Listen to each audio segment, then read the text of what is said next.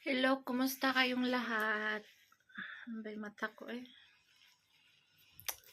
Face update ako sa inyo and life update. Ito mukhang ito parang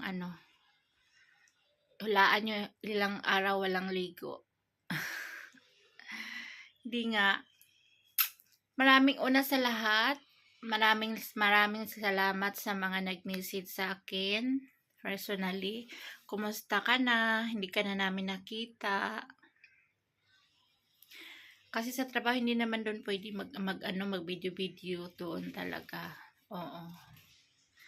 Alam niyo guys, kinalintura ako mga sisi, kaya ganito yung mukha ko, grabe. Nakaubos na ako ng dalawang pad na Biogesic. Di pa rin ako nagaling-galing.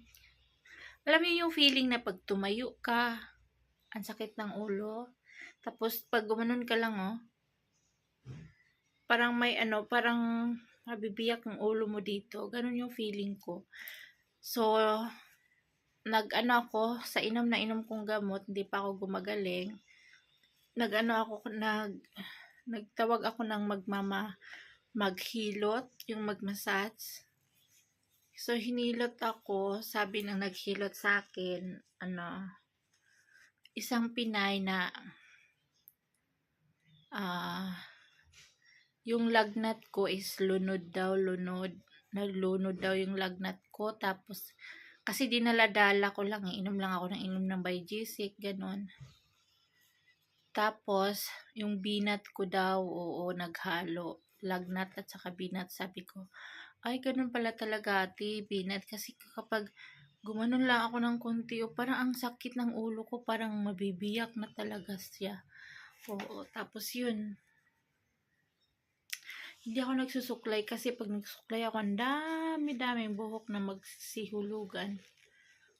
Pasensya kayong lahat. Ngayon lang ako naka-live update, face update sa inyong lahat. So, yun.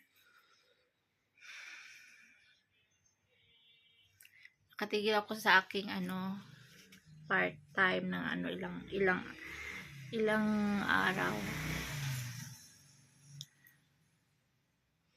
Maraming salamat sa mga sumusuporta na still andyan pa rin, hindi nang iiwan at saka sa nang iiwan, o diba? Kakanta na lang tayo, gusto ko nang bumitaw, o diba? Parang baliw lang eh.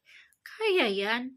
Bakit? Laban Japan, ang ina, kakayanin ang lahat para sa mga anak, o diba? Sang ka pa niyan?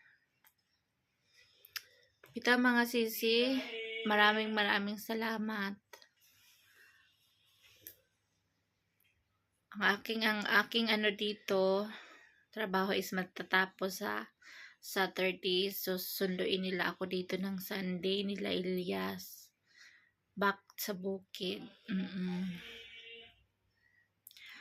Kapag gustuhin ko na naman trabaho, pupunta na naman ako dito sa city. Maraming papasukan dito sa city. Napakarami, kaso mamimili ka ng amo kasi may amo na salbahe. May amo na mabait. Meron nga ditong Pinay, kinulong ng Pakistani na amo. Naku, pati pa lalaki, inanuhan daw siya ng tinutukan daw siya ng baril, sinasakal daw siya, sinasampal, mga ganyan-ganyan. 3 buwan, hindi pinasahod, pero maraming cases din ng mga OFW, ganyan dito. So, nung nandito ako sa city, doon ko nalalaman lahat. May mga ganyan palang amo. So, sabi ko, akala ko wala dito sa Pakistan, sa ibang bansa lang yan. Sabi niya, hindi, marami dito. Kaya, sabi ng one of my best friend na Pilipina na inistihan ko dito sa Islamabad na si Miss Cora Bindesio. Ayan, sa mga produktong Pinoy. PM kayo sa kanya, Cora Bindesio. So, 9 years na siya dito. Matagal na siya. Alam niya ang kalakaran dito sa Islamabad. So, sabi niya, ayaw kitang ipasok sa ano, sa amo ng mga masungit kasi kilala ko na ang mga amo dito. Sabi ko, salamat, salamat. So, siya ang nag-ano sa akin, nagbibigay sa akin. Pero mabait naman yung amo, oo. So, yun nga lang, pag trabaho ka, hindi ka pwede mag-cellphone, straight yan trabaho mo. Kasi may amo naman din na maluwag na amo, may amo na mahigpit, talagang lahat ng oras sisimutin sa'yo kasi dollar yung binabayad sa'yo, di ba? Ang buwanan ng ano dito, ng OFW is $500, $600. So, ganun ang swelduhan ng mga OFW dito sa Pakistan. Dollar ang sweldo. So, after this, makauwi ako sa province, doon ako magsuob ako para gumaling ako. Magsuob or mag-steam. Kasi hindi pa magaling ako, grabe. Mag-steam ako. Grabe yung pagganyan lang, oh. Yun yung ulo mo parang mabibiyak talaga. Grabe ang binat ko. Kasi parang nag-change weather na rin dito sa Pakistan. Winter na, malamig na. Hindi na kailangan ng electric pan dito sa matulog ka. Lalo na siguro sa lalo na doon sa amin sa village, siguro makapal na sila na kumot.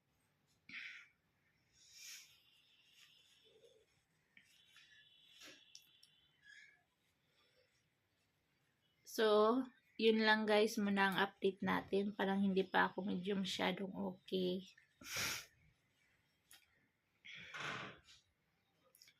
Thank you so much. Salamat sa mga nag-message. Hindi ko kayo maiisa-isa. Maraming salamat. Basta bawi ako sa inyo. Wala pa lang ngayon sa magandang pakiramdam mo. Thank you so much. Salamat. Sa mga nagko-comment ng hindi maganda. Dahan-dahan naman kasi, dahan-dahan sa pagbabas ninyo. May mga taong nasasaktan din. Hindi naman bato yung puso natin. Kayo na bahala, si God na bahala sa inyo. Maraming salamat. Thank you. Thank you sa lahat. Saka na tayo magyaw-yaw ng mahaba mga sisis sa pag-uwi ko doon sa bukid. At talagang yung 100% okay na ako. Ngayon kasi parang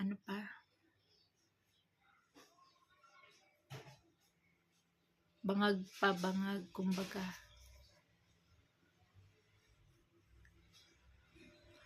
Anyways, thank you sa inyong lahat. Maraming salamat sa pagsuporta dahil si Elias muna ang nagbi-video, ganyan.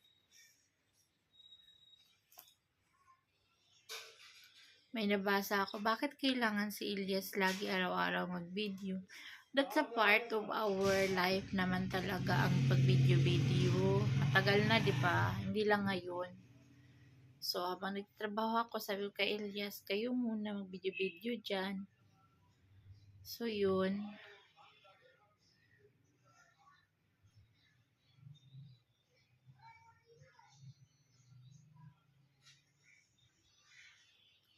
Life is life talaga.